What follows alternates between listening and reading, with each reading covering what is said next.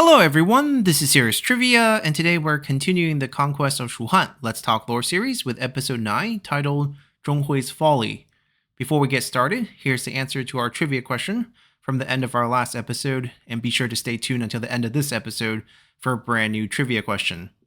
Now, last time we left off as we introduced the two intertwining plots forming amongst Jiang Wei, Zhong Hui, and Deng Ai in the aftermath of Shuhan's surrender. And the first step of these two plots would take place when Zhong Hui secretly altered Deng Ai's first official report back to Sima Zhao. In Deng Ai's original letter, Deng Ai respectfully outlined his analysis of the Wei military position after the successful conquest of Shuhan to make suggestions to Sima Zhao and the Wei imperial court. In Deng Ai's opinion, the Wei momentum has peaked following their success in Shu, and if they ride this momentum correctly, then the kingdom of Wu can also be convinced to surrender. Following Deng Ai's plan, 20,000 troops from the Wei Northern Army and 20,000 troops from the surrender Shuhan Army should be combined into a new Shu regional garrison in charge of the incorporation of the Shu territory into Wei. The most vital industries that need to be integrated right away are the salt, iron, farming, and shipbuilding industries within the Shu region, as these will help arm the military and posture for attack on Wu. This threat would first strike fear in the heart of the Wu court. Combine this with the ultra-lenient policy shown to the surrendered Shuhan court, and a peaceful surrender of Wu could be easily achieved. According to Deng Ai's suggestion, the former Shuhan emperor, Liu Shan, should not be moved to Luoyang with a symbolic nobility title to live in reality as a mere political prisoner. Instead, Liu Shan should be moved into a legitimate princedom with the title of Prince of Fufeng, where he would live in a former palace built by Dong Zhuo outside the city of Chang'an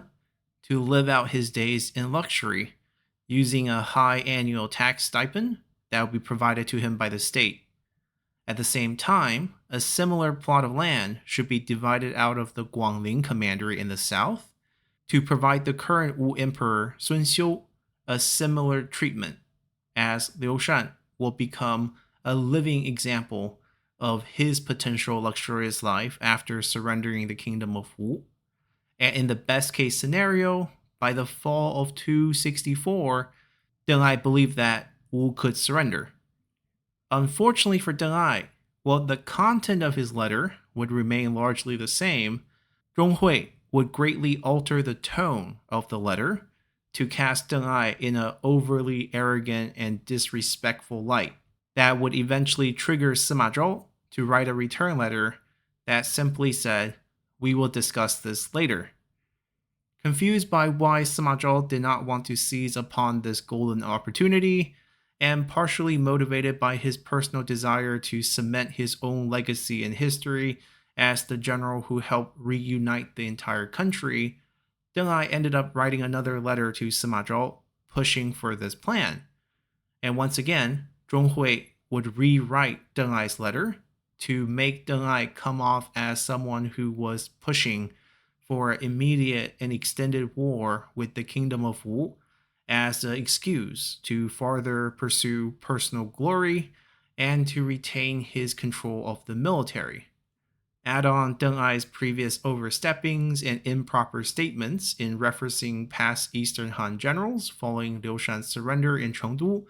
which would all be reported back to the Wei imperial court by other Wei generals such as Hu Lie and Shi Zuan,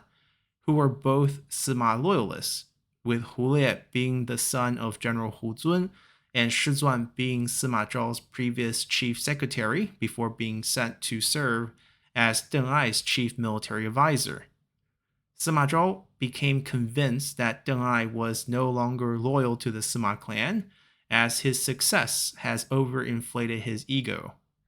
So on January 1st, 264, an official imperial court edict would be sent out to the Wei armies inside Shu, sentencing Deng Ai and his son Deng Zhong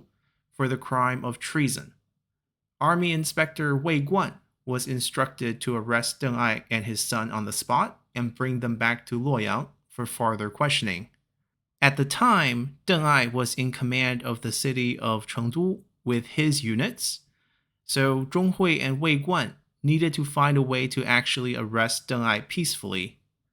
Now, because Zhong Hui had an ulterior motive, he ended up ordering Wei Guan to enter Chengdu with very few guards to issue the edict. In Zhong Hui's mind, the best case scenario for him would be for Deng Ai to resist and even kill Wei Guan outright when issued the arrest edict. This would be killing two birds with one stone for Zhong Hui, as first, Wei Guan's death would cement Deng Ai's crime of treason, allowing Zhong Hui to rally the main Wei army into attacking Deng Ai directly, and thus eliminating any evidence of his letter tampering that could come to light during the investigation back in Luoyang, should that Deng Ai return there alive after a proper arrest. Second, Wei Guan's death would vacate the position of army inspector, which plays a key role in controlling the army, as essentially Wei Guan's job was to represent the court and inspect Zhong Hui to precisely prevent the type of rebellion that Zhong Hui is intending to carry out. Unfortunately for Zhong Hui, Wei Guan turned out to be exceedingly smart and cautious, as he would slip into the city of Chengdu in the cover of the night with the imperial edict in hand, as he would first make rounds with most of Deng Ai's officers to test their loyalties. Wei Guan stated to everyone that if they followed the arrest protocols outlined in the edict, then their contributions to the conquest of Shuhan would remain the same despite Deng Ai's crimes. But if they were to help Deng Ai resist arrest, then their clans back at home would be exterminated to the third degree as accomplices to treason. Aside from Deng Ai's immediate inner circle, which Wei Guan did not even bother to approach, all the other officers agreed to work with Wei Guan, as by the next morning, before Deng Ai even got out of bed, troops rushed into his residence, arresting Deng Ai and his son. When Deng Ai's arrest was made public, Deng Ai's personal retinue tried to rush Wei Guan's encampment to rescue their general, but they were convinced to stop when Wei Guan decided to come out to talk to them unarmed, as Wei Guan would lie to them that he too had no idea why Deng Ai was being sentenced, and that he would personally return to Luoyang with Deng Ai and plead for his innocence in front of the imperial court. In reality, Wei Guan had no intentions of doing this, and only made this statement to pacify Deng Ai's loyal troops from rebelling on the spot. Either way, by January 15th of 264, Zhong Hui would also make his way to the city of Chengdu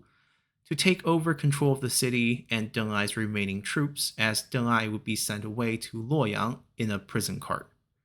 And for the moment, at least on paper, Zhong Hui now had command of nearly 150,000 Wei troops,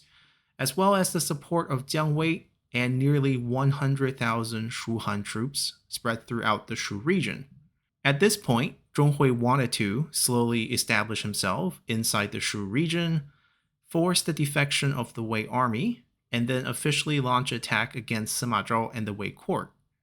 Ideally, this would happen over time, but time was something that Zhong Hui no longer had, as in the letter from Sima Zhao to Zhong Hui in regards to Deng Ai's arrest, Sima Zhao informed Zhong Hui that General Jia Chong was ready on his way to Hanzhong with 10,000 troops to take command of the Hanzhong region. Furthermore, Sima Zhao himself was planning to also march for Chang'an with an army of 100,000 to help stabilize the entire situation. Knowing that Sima Zhao wouldn't come to Chang'an just for the rest of Deng Ai, Zhong Hui knew that Sima Zhao was potentially onto him, and that he must rebel immediately before Jia Chong takes control of Hanzhong and shuts him inside the Shu region. So the very next day, on the morning of January 16, Zhong Hui summoned all the top Wei generals, lieutenants, and captains to his new residence inside Chengdu for assembly.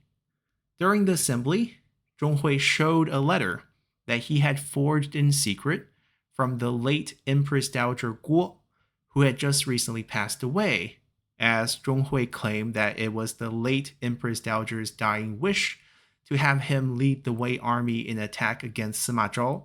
in an effort to restore independent rule to the Wei puppet emperor Cao Huan.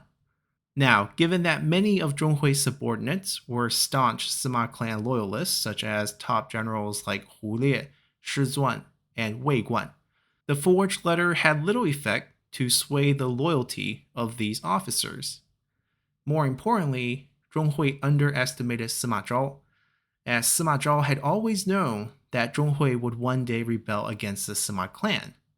As a matter of fact, even Sima Zhao's wife knew this, ever since first meeting Zhong Hui in person. Sima Zhao's wife, Wang Yuanji, was the granddaughter of Wang Lang and the daughter of Wang Su, and had repeatedly warned Sima Zhao that Zhong Hui is the type of person who had no loyalties and would betray you if it would result in his own benefit. So when Sima Zhao handed over command of over 100,000 troops over to Zhong Hui for this campaign, he filled most of the middle tier officer positions with people he could trust and made sure that most of the troops had family that resided back in the north, as these familial ties would prevent them from ever wholeheartedly following Zhong Hui in the event of a rebellion. So now, with Zhong Hui unable to control his fellow generals and officers, we will continue next time to see how he and Jiang Wei will try to navigate their way out of this predicament, as both of them still had big dreams for the future, with Zhong Hui hoping to rewrite history in his own name as a future emperor, while Jiang Wei hoped to restore Liu Shan back to the throne. And to do so, this infighting within the invading Wei army was precisely what he needed. Now, hopefully you all have enjoyed this episode enough to consider subscribing to the channel for more content on Three Kingdoms history, or simply support the channel by leaving a comment below or just by hitting the like button. And as always, I'll see you all next time. Bye!